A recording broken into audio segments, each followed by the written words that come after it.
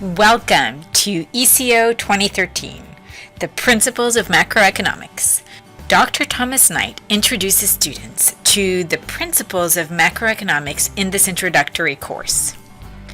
This course is actually the starting point for economics majors and non-majors. The course helps students to build a better understanding of our economy. Hello, my name is Professor Knight, and I want to welcome you to Principles of Macroeconomics. I'm looking very forward to our upcoming term together. Over the next several weeks, we will look at some of the most talked about issues in the news, here in the US and around the world.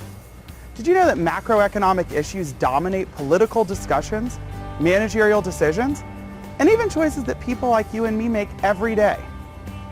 When asked what wins a presidential election, Bill Clinton famously said, "It's the economy, stupid."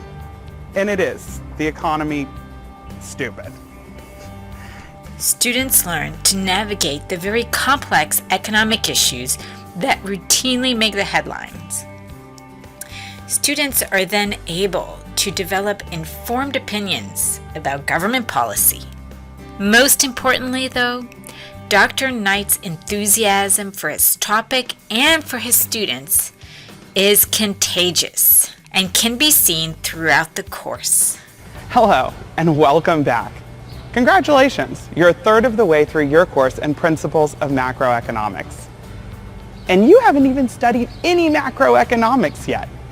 So I guess it's time for us to dig in and get to the task at hand. So what is macroeconomics? What is it that you in fact have signed up for?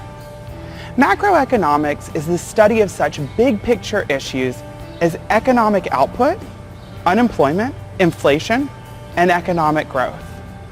Over this module, we will define each of these terms and learn what each one measures and doesn't measure.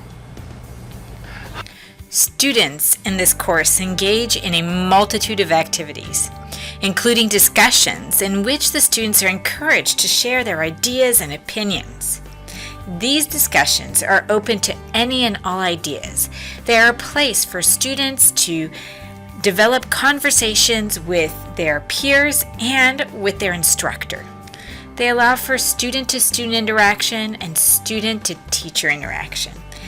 Thought-provoking activities that encourage critical thinking and that allow students to apply these macroeconomic issues to everyday life are found throughout the course, and particularly in the My Econ Lab Multimedia Library.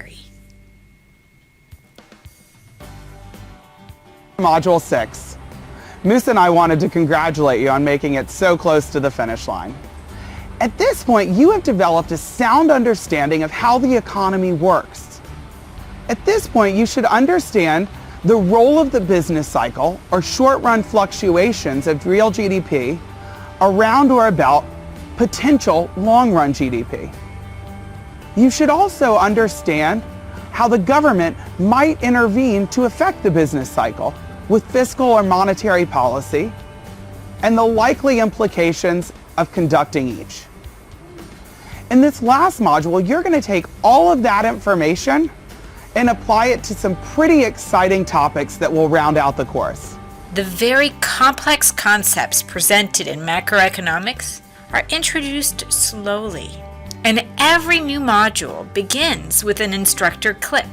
These instructor clips allow Dr. Knight to build a digital personality, which endears him to his students. These short videos are intended to tickle the students' curiosity before having them jump into the material more deeply in the class lectures and the Econ Guy videos. These lectures are also recorded and archived so that students missing the class or not in attendance can watch them later.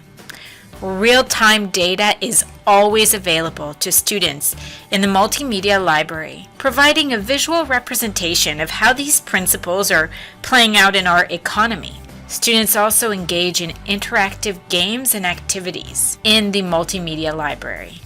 These activities show the impact of decisions and actions made on economies and individuals. These activities show the impact of everyday decisions and actions on economies and individuals. Many of these activities are also designed to allow students to answer Dr. Knight's favorite question.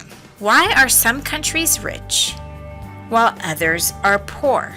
This question helps to frame the entire course in activities such as this activity determining the survival of an individual based on whether they collected wood or collected fish helps to demonstrate this in a very real way. Dr. Knight's course is a course in which students can really see the impact of concepts on everyday life.